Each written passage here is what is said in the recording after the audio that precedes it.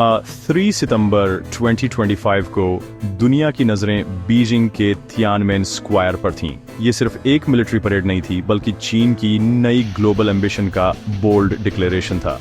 Victory day parade president Xi Jinping के लिए एक टेक्निकली एडवांस्ड और असर्टिव चीन दिखाने का मौका था। रूस और नॉर्थ कोरिया के लीडर्स के साथ शी ने वेस्टर्न डोमिनेंस के अंत का संदेश दिया।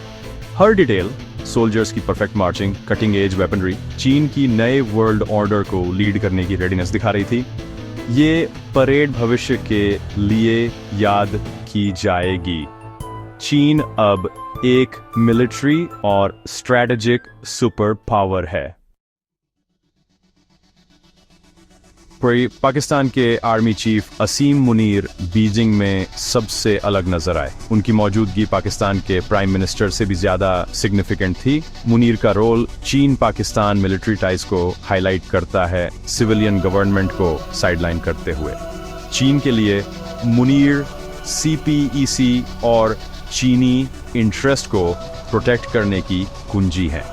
उनकी बीजिंग विजिट ने पाकिस्तान चीन अलायंस को स्ट्रांगली रीइंफोर्स किया। रीजन के लिए ये एक साफ रिमाइंडर था, पाकिस्तान का फ्यूचर बीजिंग में बन रहा है। परेड की defining image Xi Jinping, Vladimir Putin और किम जोंग उनका एक साथ खड़े होना था। एक नए एंटी वेस्टर्न एक्सिस का एक स्टेज डिस्प्ले। ये कोई एक्सीडेंट नहीं था, ये यूएस लेड ऑन ऑर्डर के खिलाफ यूनिटी का एक पब्लिक डिक्लेरेशन था, जो ग्लोबल पावर को रीशेप करने के लिए डिटरमाइंड एक ब्लॉक की फॉर्मलाइजेशन का सिग्नल दे रहा था। हर लीडर ने यूनिक स्ट्रेंथ्स लाई। शी की इकोनॉमिक माइट, पुतिन का डिसरप्टिव एक्सपीरियंस और रिसोर्सेज, और किम का डिफायंट न्यूक्लियर पॉस्चर। उनका अलायंस वेस्टर्न प्रेशर का एक डायरेक्ट रिस्पॉन्स है, जो यूरेशिया में सत्तावादी शक्ति का एक कंटीगुअस ब्लॉक बना रहा है। ये पार्टनरशिप गहरे मिलिट्री कोऑपरेशन और म्यूचुअल सपोर्ट का वादा करती है, जो हर मेंबर को मल्टीपल फ्रंट पर वेस्ट को चैलेंज करने के लिए इनकरेज करती है।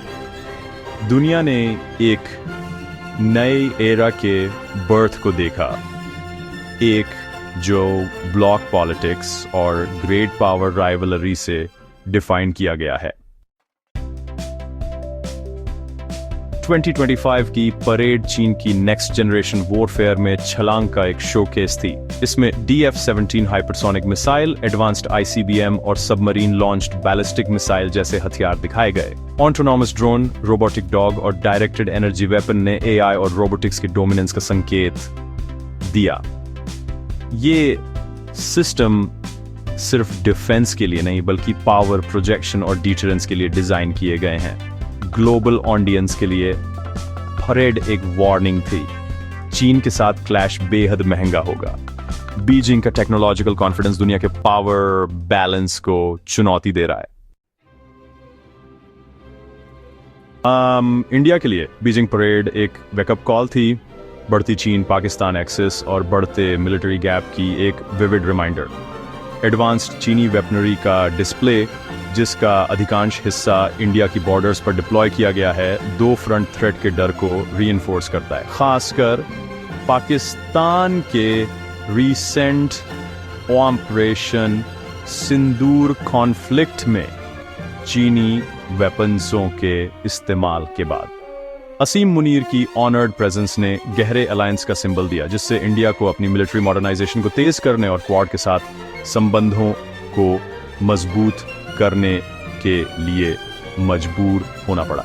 इस बीच बांग्लादेश पॉलिटिकल उथल-पुथल और रीन्यूड पाकिस्तानी आउटरीच के बाद एक डेलिकेट बैलेंसिंग एक्ट का सामना कर रहा है। चीनी इन्वेस्टमेंट का अट्रैक्शन और पाकिस्तान के साथ एक रीसेट ढाका को टेम्पर्ड करता है, लेकिन इंडिया और वेस्ट को एलिएंट करने का रिस्क भी है। परेड ने साउथ एशिया में इन्फ्लुएंस के लिए compete कर रहे नए पावर ब्लॉक को हाईलाइट किया, जिससे बांग्लादेश को एक कॉम्प्लेक्स जियोपॉलिटिकल लैंडस्केप को नेविगेट करने के लिए मजबूर होना पड़ा। दोनों नेशन के लिए मैसेज क्लियर था। रीजनल ऑर्डर बदल रहा है और अब चॉइस के ज्यादा कॉन्सिक्वेंसेस हैं।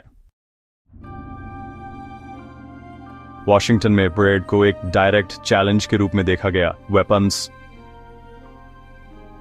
वेपन्सों और अलायंस का एक पब्लिक अनावरण जिसे अमेरिकन डोमिनेंस को इरोड करने के लिए डिजाइन किया गया था। DF-17 हाइपरसोनिक मिसाइल और एडवांस्ड ICBM ने यूएस डिफेंस प्लानर को अलर्ट कर दिया, जिससे अमेरिका के फॉरवर्ड डिप्लॉयड फोर्स और न्यूक्लियर स्टेबिलिटी की वायबिलिटी को थ्रेट मिला। शी पुतिन के मैक्सिस यूएस स्ट्रेटजी को कॉम्प्लिकेट करता है, जिससे यूरोप और एशिया में सिमल्टेनियस थ्रेट के लिए तैयारी करनी पड़ती है। एक एंटी यूएस गैदरिंग के हार्ट में पाकिस्तान के आर्मी चीफ की प्रेजेंस ने बदलती लॉयल्टी और अमेरिकन इन्फ्लुएंस की लिमिट्स को अंडरस्कोर किया। परेड एक वेकअप कॉल थी। अमेरिका का टेक्नोलॉजिकल एज फिसल रहा है और उसके अलायंस टेस्ट किए जा रहे हैं। जवाब में वॉशिंगटन क्वाड पर डबल डाउन करने, मिलिट्री स्पेंडिंग को बूस्ट करने और रैपिड इनोवेशन के लिए पुश करने की संभावना है। The gauntlet has been thrown. America को अब एक नए फॉर्मिडेबल ब्लॉक के लिए एक कॉम्प्रिहेंसिव रिस्पॉन्स तैयार करना होगा। चीन और पाकिस्तान के बीच आयरन ब्रदरहुड अब सिर्फ बयानबाजी नहीं है, यह एक हार्ड एज्ड स्ट्रैटेजिक अलायंस है जो साझा हितों और आम विरोधियों पर आधारित है। चीन पाकिस्तान को एडवांस्ड वेपनरी और डिप्लोमेटिक कवर प्रोवाइड करता है। यह सुनिश्चित करता है कि इंडिया डिवाइडेड और डिस्ट्रैक्टेड रहे। बदले में पाकिस्तान चीन को इंडियन ओशन तक एक गेटवे और सेंसिटिव इश्यू पर अटूट सपोर्ट प्रोवाइड करता है। मिलिट्री पार्टनरशिप ऑपरेशनल और डीप है। फील्ड मार्शल मुनीर को पाकिस्तान में चीनी हितों का गारंटर माना जाता है।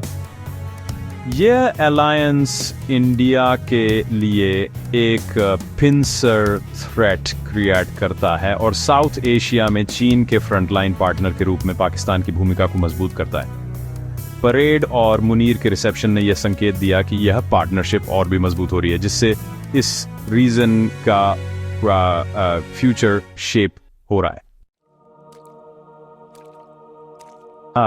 2025 की परेड वेस्टर्न डोमिनेंस का एक डायरेक्ट रिप्यूटेशन थी, जो यूएस लेड ऑर्डर के लिए एक शक्तिशाली ऑथोरिटेरियन अल्टरनेटिव के उदय का संकेत दे रही थी।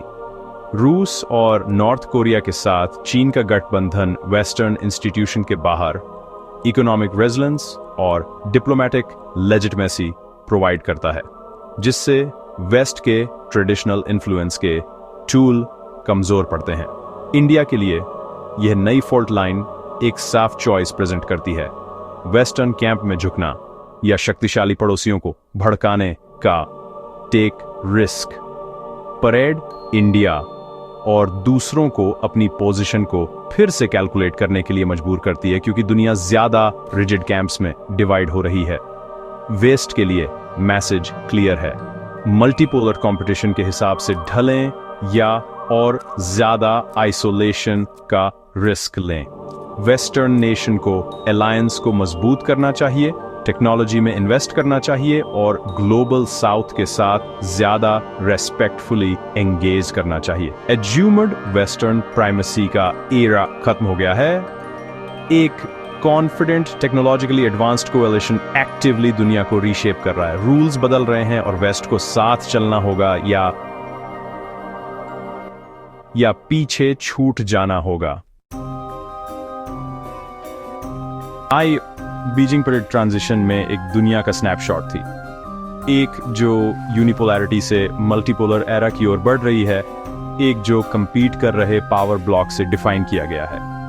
यूएस और उसके अलायंस लिबरल ऑर्डर को प्रिजर्व करने के लिए लड़ेंगे, जबकि चीन रूस एक्सेस पाकिस्तान और नॉर्थ कोरिया जैसे पार्टनर के साथ एक अल्टरनेटिव विजन को चैंपियन करेगा। ये राइवलरी मिलिट्री, टेक्नोलॉजिकल और इकोनॉमिकली खेली जाएगी, जिसमें ग्लोबल साउथ एक मुख्य बैटल ग्राउंड होगा। ग्लोबल इंस्टीट्यूशन टूट सकते हैं, पैरेलल सिस्टम उभर सकते हैं और छोटे नेशन नए रिस्क और अपॉर्चुनिटी को नेविगेट करेंगे। दुनिया क्लासिक ग्रेट पावर कंपटीशन के एक पीरियड में एंटर कर रही है जो अब एडवांस टेक्नोलॉजी से सुपरचार्ज्ड है। लीडर के लिए चैलेंज इस राइवलरी को मैनेज करना और इसे ओपन कॉन्फ्लिक्ट में बदलने से रोकना है। परेड स्ट्रेंथ का डिस्प्ले और एक वार्निंग दोनों थी। पुरानी दुनिया चली गई है और फ्यूचर दांव पर है।